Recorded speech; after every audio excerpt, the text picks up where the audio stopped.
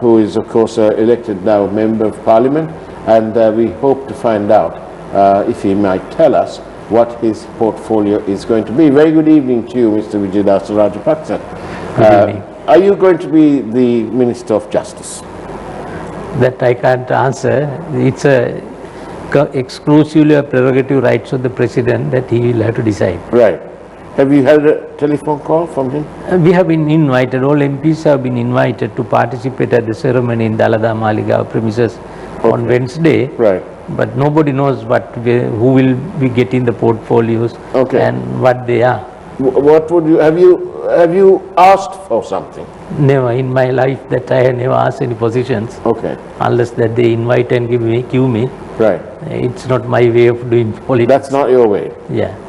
Can I ask you this? It's a question of consistency, that's why I'm asking. You were with the Rajapaksas. Correct. Then you had some disagreement.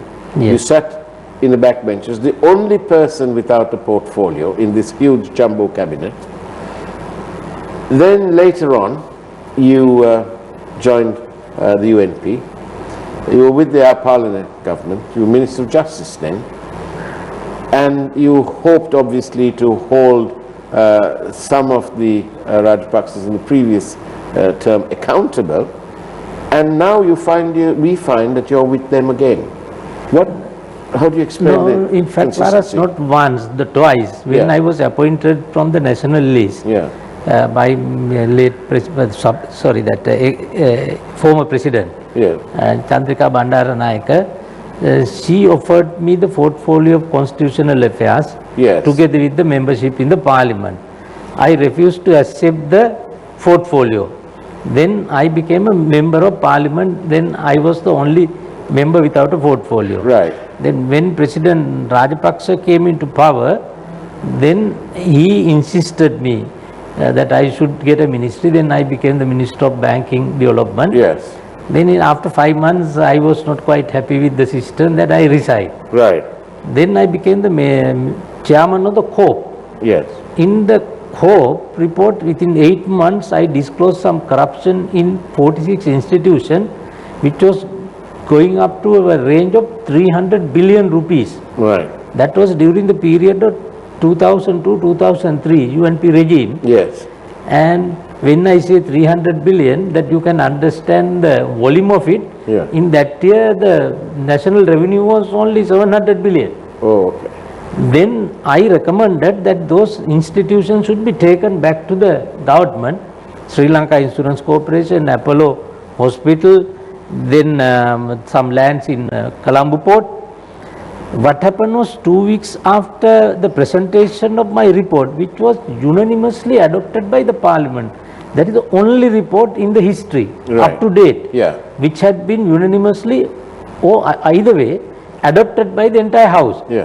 Then when I made the recommendations that law must be taken the law must be implemented against the corrupt politicians who were in the government in 2002-2003, you know that 18 members group from the opposition crossed over to the government and became the ministers. Right. And at that time, I also was invited to get a portfolio. I said that I don't want to sit with rogues. Right. That is how that I started a struggle with the President Mahinda Rajapaksa. I see. Then I remained independent for 2 years. Right. Then the parliament was prorogued. Then I lost my chairmanship. And then I remained for 2 years as an independent member. Then 2010, when then the opposition leader Ranil Wickremesinghe invited me so many times, asking me to join their party. Then I just joined. Then I contested. He offered me from the national list. I refused. I contested from Colombo 2010, again 2015. Then of course in the 2015 I was responsible in many ministries. Yes, but why have you joined the Rajapaksas again then? Again, what happened was during that period I had an enormous trouble with the government. Every day I was fighting, because in the first cabinet meeting I had a very serious and heated argument with Prime Minister Ranil Wickremesinghe, because I opposed to the appointment of Arjuna Mahendran as the governor of the central bank. Then thereafter, when they committed in Geneva, when they co-sponsored, then I opposed to that. Then there were so many other bills that they brought just to abolish the prevention of terrorism law. Then I opposed to that. Then I prevented it. Then the sale of Hambantota transaction on the Hambantota port. And they wanted to sell so many things. Even Mahiluk Parliament, they wanted to sell to another company, the overseas company with 4,000 acres. And so you were uncomfortable with the sale of state assets? Not uncomfortable, I was fighting. And I won many battles except for Hambantota. Right. And also for disclosure of this ISIS involvement of Sahara. 30 months before the Easter Sunday attack, I disclosed that in the parliament. 30 months? 30 months. 2.5 years. 2.5 years ago. In fact, that it is not proper for me to come and disclose these things in the parliament. Being a member of the cabinet. My duty was to somehow to prevent those things. But I inform all the responsible political leaders in the hierarchy. They did not take into consideration, they just ignored. Then I thought it is my duty, being a people's representative, I thought it is my duty, I must tell at least the people that there is a threat. Because if I explain the government, our leaders, if something happens, this kind of thing, it's very bad for the country, that there can be communal issues, then there will be a distrust between Sinhalese and Muslim. Every Muslim will be branded as a terrorist.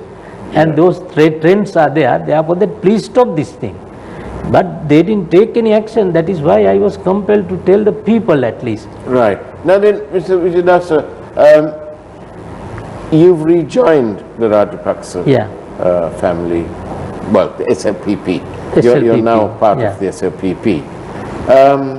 What chances now, what's the future looking like? Especially I'm asking you because international, we all know it, that the international opinion now will be focusing,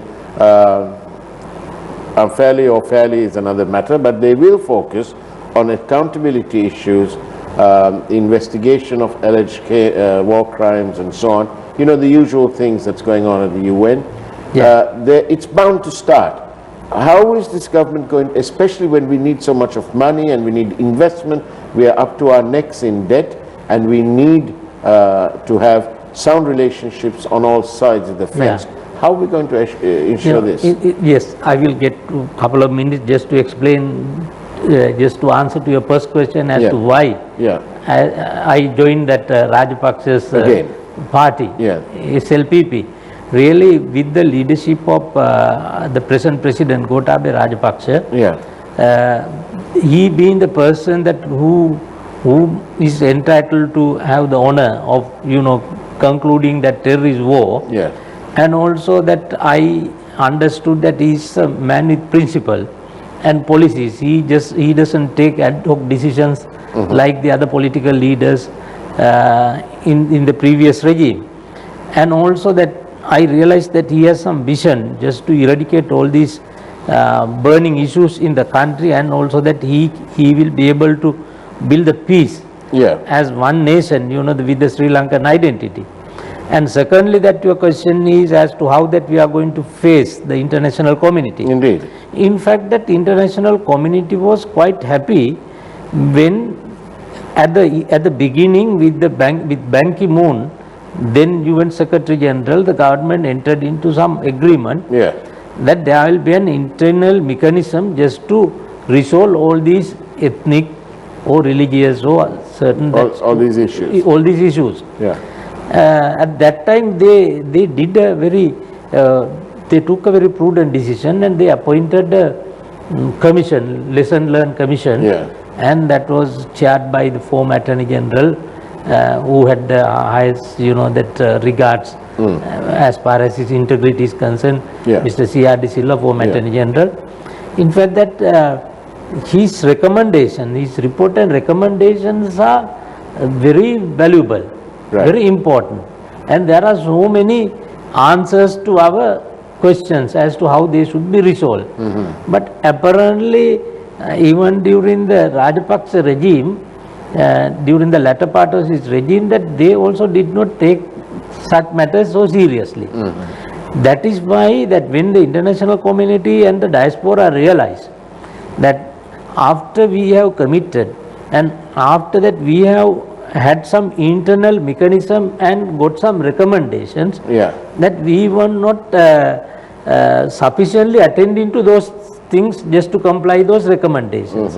Therefore, that the external influence became rather grave, and the previous government succumbed to that all these pressures, and they went too far. That especially Mangala Samaravira, he went to Geneva and he co-sponsored unnecessarily the resolution proposed by USA.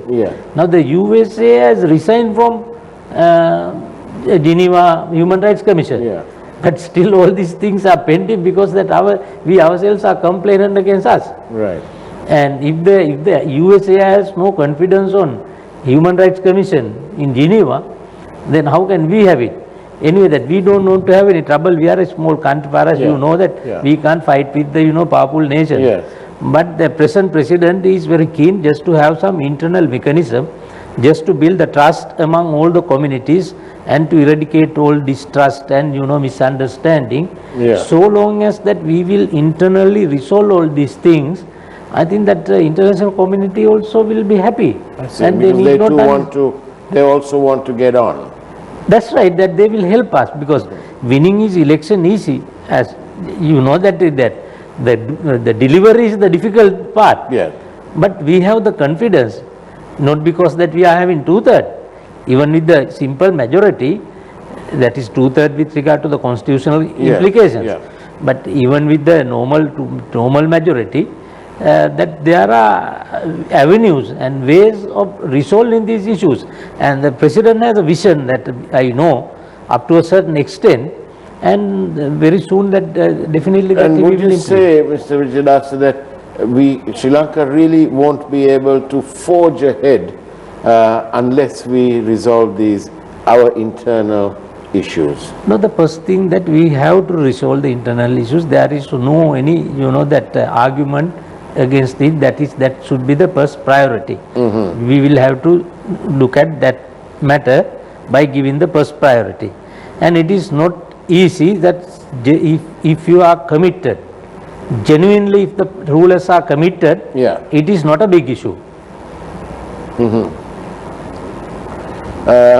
Okay, we have some questions coming up for you, but in the meantime we'll take a short break, and we'll ask you the questions after the break.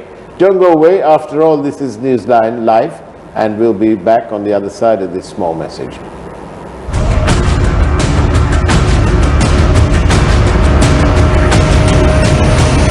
Newsfirst, Newsline. And welcome back to Newsline Live. I'm in conversation with Mr. Vijayadasa Rajapaksa, who's of course a newly elected member of parliament, but he ain't telling me or you whether he's going to be a Minister of Justice or any minister for that matter. But we've got some questions for you. One of those is that, are you concerned that 3 new Jaffna MPs, Panambalam, Mr. Vigneswaran and another, are apparently more hardline than the TNA's Sumandiran? I think that's premature to answer. Because I know Mr. Vigneswaran, of course, that for a long, he was in the court as a judge. I see. But others, I don't know much about that. Mrs. Vigneswaran, of course, he also took a very hard line, and he went against TNA. And he will be on a very, he will be a hardliner. So it's your answer really is watch this space. Let's see. Let's wait and see. Yeah, that's it. We cannot give an exact answer. Okay. But anyway, that we have the respect to the people's right. That is the choice of the people, the voters. That they can elect anybody that they want. We have another viewer who's asking us that when you sort of fell out with the Rajapaksas, you were very cross with them. That's right. But then after that, when you crossed back to the other side, you're on record as saying that you wouldn't allow anybody to touch Mr. Gotabaya Rajapaksa or arrest him. Do you find that a kind of conflict? No, there is no conflict, that there is a misrepresentation in that one. In that, also. okay. I said on that particular issue, Right.